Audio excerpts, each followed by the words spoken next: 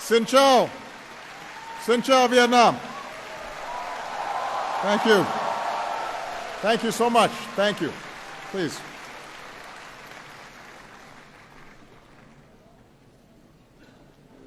To the government and the people of Vietnam, thank you for this very warm welcome and the hospitality that you've shown me on this visit. And thank all of you for being here today.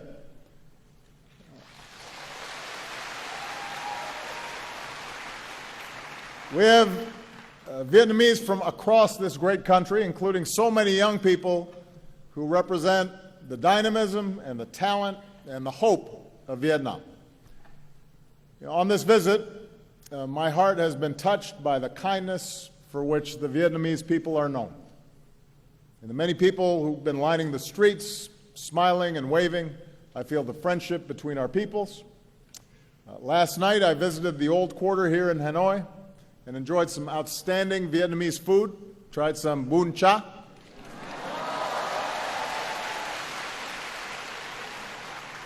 Drank some beer Hanoi. But I have to say, the busy streets of this city, I've never seen so many motorbikes in my life. So I haven't had to try to cross the street so far, but maybe when I come back and visit, you can tell me how. I am not the first American president to come to Vietnam in recent times, but I am the first, like so many of you, who came of age after the war between our countries. When the last U.S. forces left Vietnam, I was just 13 years old. So my first exposure to Vietnam and the Vietnamese people came when I was growing up in Hawaii, with its proud Vietnamese American community there. At the same time, many people in this country are much younger than me. Like my two daughters, many of you have lived your whole lives knowing only one thing, and that is peace and normalized relations between Vietnam and the United States. So I come here mindful of the past, mindful of our difficult history, but focused on the future, the prosperity, security, and human dignity that we can advance together. I also come here with a deep respect for Vietnam's ancient heritage. For millennia, farmers have tended these lands, history revealed in the Dong Shun drums. At this bend in the river, Hanoi has endured for more than 1,000 years. The world came to treasure Vietnamese silks and paintings, and a great temple of literature stands as a testament to your pursuit of knowledge. And yet, over the centuries, your fate was too often dictated by others. Your beloved land was not always your own. But like bamboo, the unbroken spirit of the Vietnamese people was captured by Ly Chong Kiet. The Southern Emperor rules the southern land. Our destiny is writ in heaven's book. So today, we also remember the longer history between Vietnamese and Americans that is too often overlooked. More than 200 years ago, when our founding fathers, Thomas Jefferson, sought rice for his farm, he looked to the rice of Vietnam, which he said had the reputation of being whitest to the eye, best flavored to the taste, and most productive. And soon after, American trade ships arrived in your ports seeking commerce. During the Second World War, Americans came here to support your struggle against occupation. When American pilots were shot down, the Vietnamese people helped rescue them. And on the day that Vietnam declared its independence, crowds took to the streets of this city, and Ho Chi Minh evoked the American Declaration of Independence. He said, "All people are created equal. The Creator has endowed them with inviolable rights. Among these rights are the right to life, the right to liberty, and the right to pursuit of happiness." In another time, the profession of these shared ideals and our common story of throwing off colonialism might have brought us closer together sooner.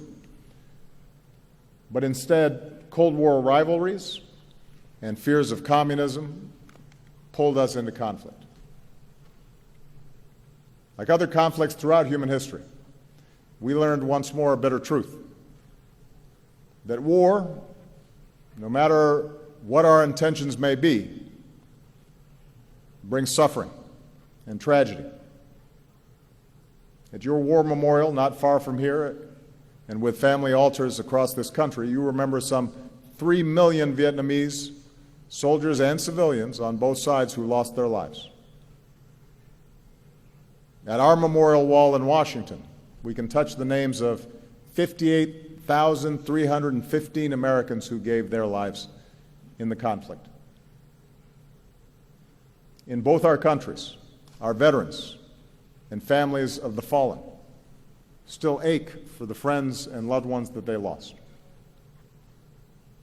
Just as we learned in America that even if we disagree about a war, we must always honor those who serve and welcome them home with the respect they deserve, we can join together today, Vietnamese and Americans, and acknowledge the pain and the sacrifices on both sides. More recently, over the past 2 decades, Vietnam has achieved enormous progress, and today the world can see the strides that you have made. With economic reforms and trade agreements, including with the United States, you have entered the global economy, selling your goods around the world. More foreign investment is coming in, and with one of the fastest growing economies in Asia, Vietnam has moved up to become a middle-income nation. We see Vietnam's progress in the skyscrapers and high-rises of Hanoi and Ho Chi Minh City, new shopping malls and urban centers. We see it in the satellites Vietnam puts into space and a new generation that is online, launching startups and running new ventures. We see it in the tens of millions of Vietnamese connected on Facebook and Instagram. And you're not just posting selfies, although I hear you do that a lot. And so far, there have been a number of people who have already asked me for selfies. You're also raising your voices for causes that you care about, like saving the old trees of Hanoi. So all this dynamism has delivered real progress in people's lives. Here in Vietnam, you've dramatically reduced extreme poverty, you've boosted family incomes, and lifted millions into a fast-growing middle class. Hunger, disease, child and maternal mortality are all down. The number of people with clean drinking water and electricity, the number of boys and girls in school, and your literacy rate, these are all up. So this is extraordinary progress. This is what you have been able to achieve in a very short time. And as Vietnam has transformed, so has the relationship between our two nations. We learned a lesson taught by the Venerable Thich Nhat Hanh, who said, "In true dialogue, both sides are willing to change." In this way, the very war that had divided us became a source for healing. It allowed us to account for the missing and finally bring them home. It allowed us to help remove landmines and unexploded bombs, because no child should ever lose a leg just playing outside. Even as we continue to assist Vietnamese with disabilities, including children, we are also continuing to help remove Agent Orange, dioxins, so that Vietnam can reclaim more of your land. We're proud of our work together in Da Nang, and we look forward to supporting your efforts in Bien Hoa. Let's also not forget that the reconciliation between our countries was led by our veterans who once faced each other in battle. Think of Senator John McCain, who was held for years here as a prisoner of war, meeting General Zat, who said our countries should not be enemies but friends. Think of all the veterans, Vietnamese and American, who've helped us heal and build new ties. Few have done more in this regard over the years than a former Navy lieutenant and now Secretary of State for the United States, John Kerry, who is here today, and on behalf of all of us, John, we thank you for your extraordinary efforts.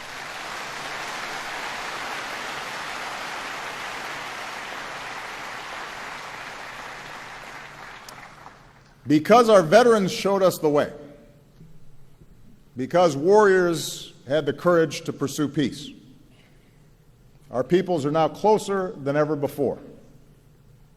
Our trade has surged, our students and scholars learn together.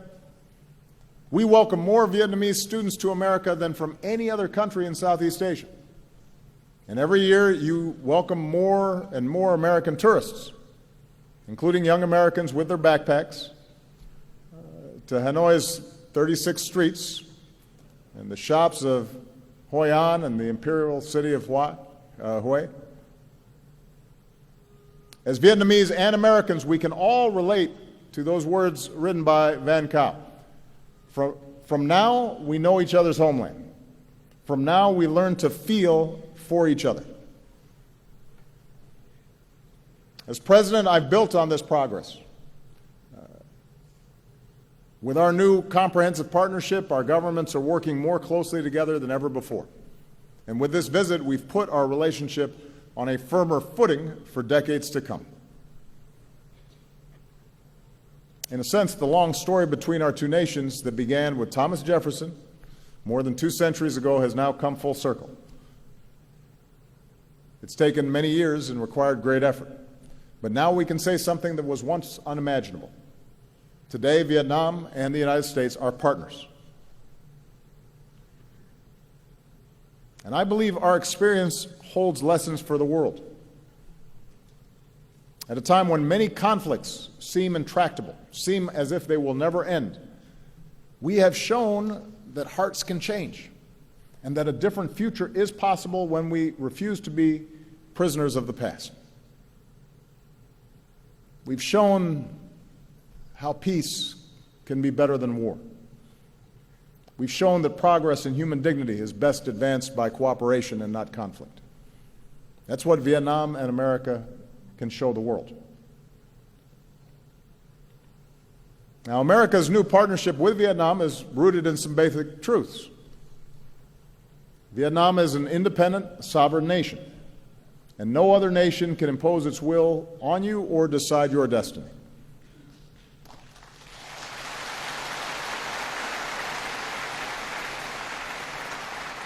Now, the United States has an interest here. We have an interest in Vietnam's success.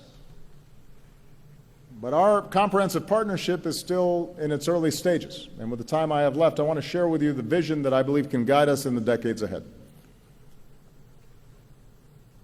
First, let's work together to create real opportunity and prosperity for all of our people.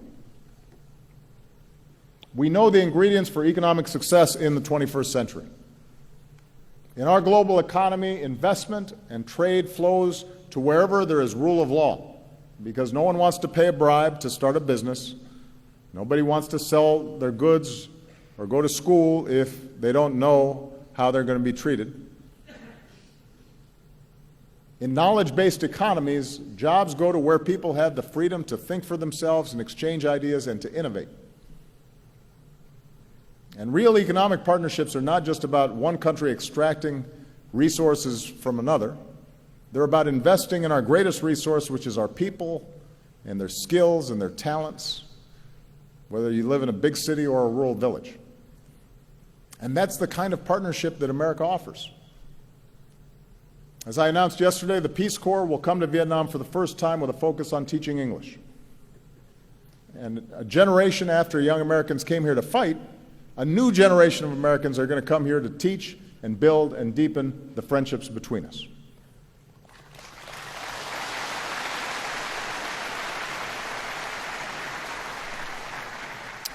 Some of America's leading technology companies and academic institutions are joining Vietnamese universities to strengthen training in science, technology, engineering, mathematics, and medicine. Because even as we keep welcoming more Vietnamese students to America, we also believe that young people deserve a world-class education right here in Vietnam.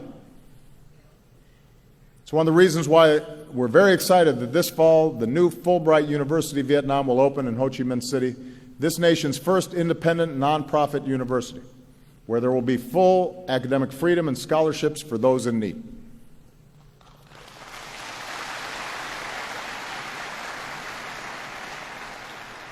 Students, scholars, researchers will focus on public policy and management and business, on engineering and computer science, and liberal arts.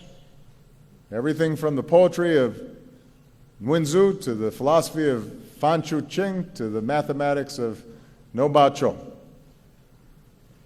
And we're going to keep partnering with young people and entrepreneurs because we believe that if you can just access the skills and technology and capital you need, then nothing can stand in your way, and that includes, by the way, the talented women of Vietnam.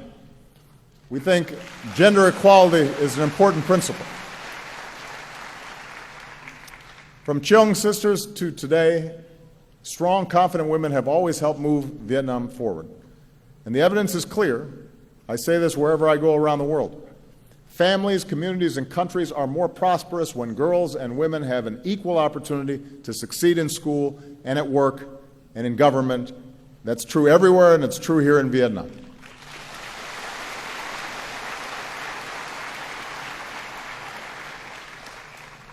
We'll keep working to unleash the full potential of your economy with the Trans-Pacific Partnership. Now, here in Vietnam, TPP will let you sell more of your products to the world, and it will attract new investment. TPP will require reforms to protect workers and rule of law and intellectual property. And the United States is ready to assist Vietnam as it works to fully implement its commitments. I want you to know that as President of the United States, I strongly support TPP because you'll also be able to buy more of our goods, made in America. Moreover, I support TPP because of its important strategic benefits. Vietnam will be less dependent on any one trading partner and enjoy broader ties with more partners, including the United States.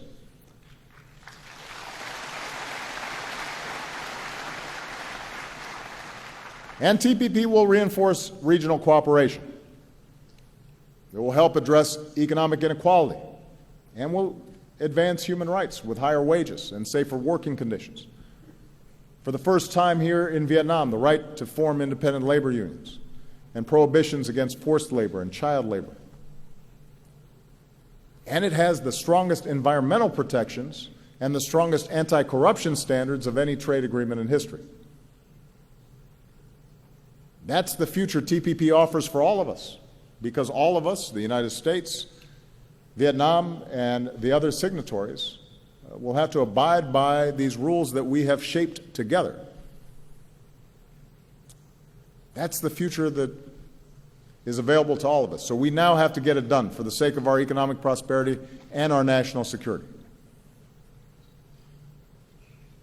This brings me to the second area where we can work together, and that is ensuring our mutual security. With this visit, we've agreed to elevate our security cooperation and build more trust between our men and women in uniform. We'll continue to offer training and equipment to your Coast Guard to enhance Vietnam's maritime capabilities. We will partner to deliver humanitarian aid in times of disaster.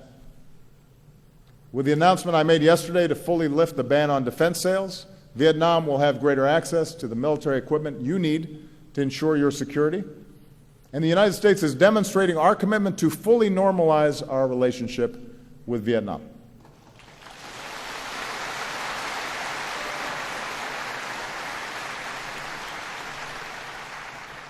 More broadly, the 20th century has taught all of us, including the United States and Vietnam, that the international order upon which our mutual security depends is rooted in certain rules and norms. Nations are sovereign, and no matter how large or small a nation may be, its sovereignty should be respected, and its territory should not be violated. Big nations should not bully smaller ones. Disputes should be resolved peacefully.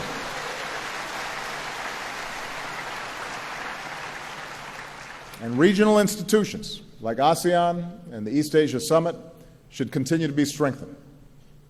That's what I believe, that's what the United States believes, and that's the kind of partnership America offers this region. I look forward to advancing this spirit of respect and reconciliation later this year when I become the first U.S. president to visit Laos. In the South China Sea, the United States is not a claimant in current disputes, but we will stand with partners in upholding core principles like freedom of navigation and overflight, and lawful commerce that is not impeded, and the peaceful resolution of disputes through legal means in accordance with international law. And as we go forward, the United States will continue to fly, sail, and operate wherever international law allows, and we will support the right of all countries to do the same.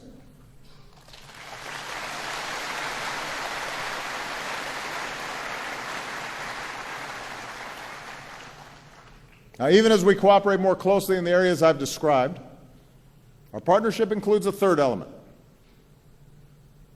addressing areas where our governments disagree, including on human rights. I say this not to single out Vietnam. No nation is perfect. 2 centuries on, the United States is still striving to live up to our founding ideals.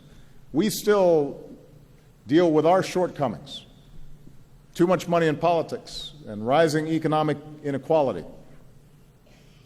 racial bias in our criminal justice system, women still not being paid as much as men doing the same job. We still have problems, and we're not immune from criticism. I promise you, I hear it every day. But that's scrutiny, that open debate,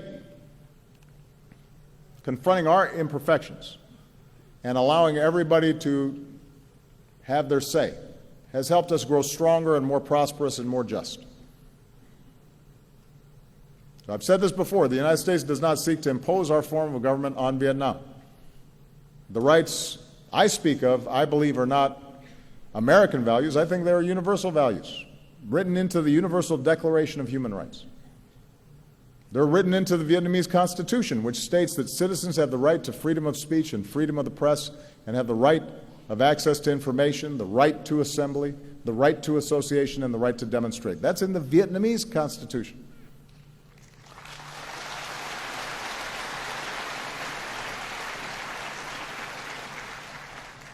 So really, this is an issue about all of us, each country, trying to consistently apply these principles, making sure that we, those of us in government, are being true to these ideals. In recent years, Vietnam has made some progress. Vietnam's committed to bringing its laws in line with its new constitution and with international norms. Under recently passed laws, the government will disclose more of its budget, and the public will have the right to access more information. And as I said, Vietnam has committed to economic and labor reforms under the TPP. So these are all positive steps. And ultimately, the future of Vietnam will be decided by the people of Vietnam. Every country will chart its own path, and our 2 nations have different traditions and different political systems and different cultures. But as a friend of Vietnam, allow me to share my view, why I believe nations are more successful when universal rights are upheld. When there's freedom of expression and freedom of speech, and when people can share ideas and access the internet and social media without restriction, that fuels the innovation economies need to thrive. That's where new ideas happen. That's how a Facebook starts. That's how some of our greatest companies began. Because somebody had a new idea that was different, and they were able to share it. When there's freedom of the press, when journalists and bloggers are able to shine a light on injustice or abuse, that holds officials accountable and builds public confidence that the system works. When candidates can run for office and campaign freely, and voters can choose their own leaders in free and fair elections, it makes the countries more stable because citizens know that their voices count and that peaceful change is possible. And it brings new people into the system.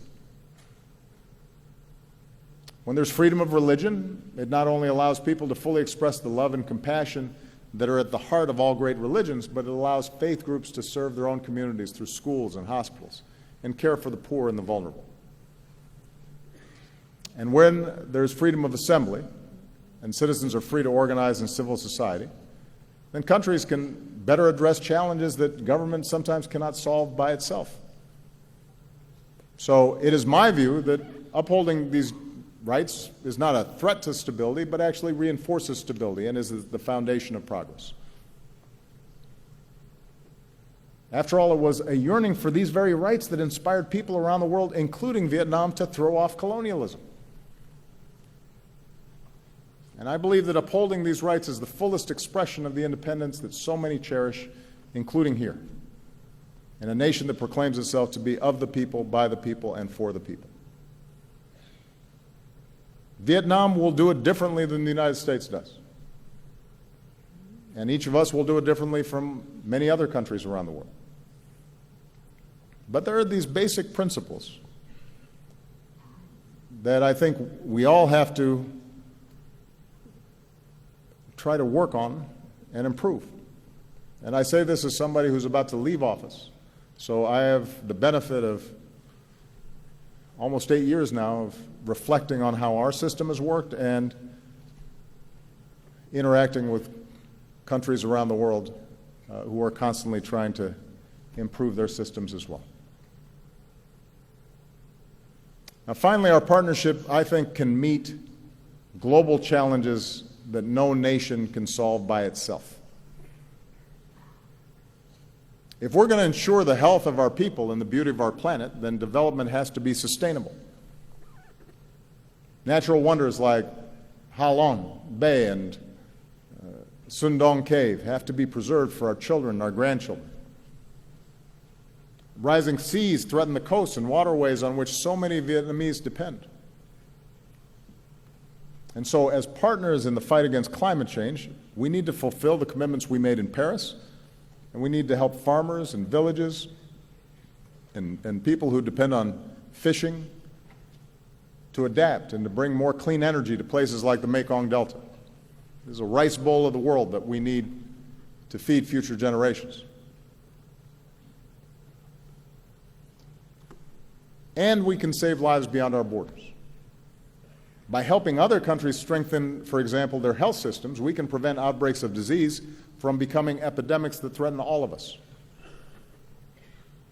And as Vietnam deepens its commitment to UN peacekeeping, the United States is proud to help train your peacekeepers. And what a truly remarkable thing that is. Our two nations that once fought each other now standing together and helping others achieve peace as well. So in addition to our bilateral relationship, our partnership also allows us to help shape the international environment in ways that are positive. Now, fully realizing the vision that I've described today is not going to happen overnight, and it is not inevitable. There may be stumbles and setbacks along the way. There are going to be times where there are misunderstandings. It will take sustained effort and true dialogue where both sides continue to change. But considering all the history and hurdles that we've already overcome, I stand before you today very optimistic about our future together.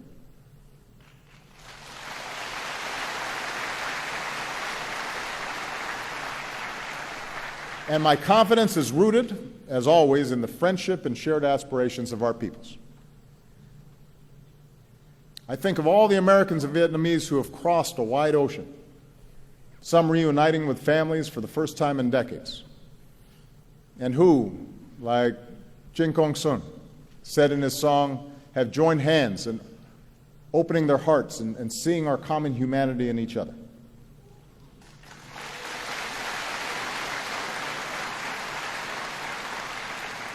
I think of all the Vietnamese Americans who've succeeded in every walk of life: doctors, journalists, judges, public servants. One of them, who was born here, wrote me a letter and said, "By God's grace, I've been able to live the American dream. I'm very proud to be an American, but also very proud to be Vietnamese." And today he's here Today he's here, back in the country of his birth, because he said his personal passion is improving the life of every Vietnamese person. I think of a new generation of Vietnamese, so many of you, so many of the young people who are here, who are ready to make your mark on the world. And I want to say to all the young people listening, your talent, your drive, your dreams, in those things Vietnam has everything it needs to thrive. And your destiny is in your hands. This is your moment, and as you pursue the future that you want, I want you to know that the United States of America will be right there with you as your partner and as your friend.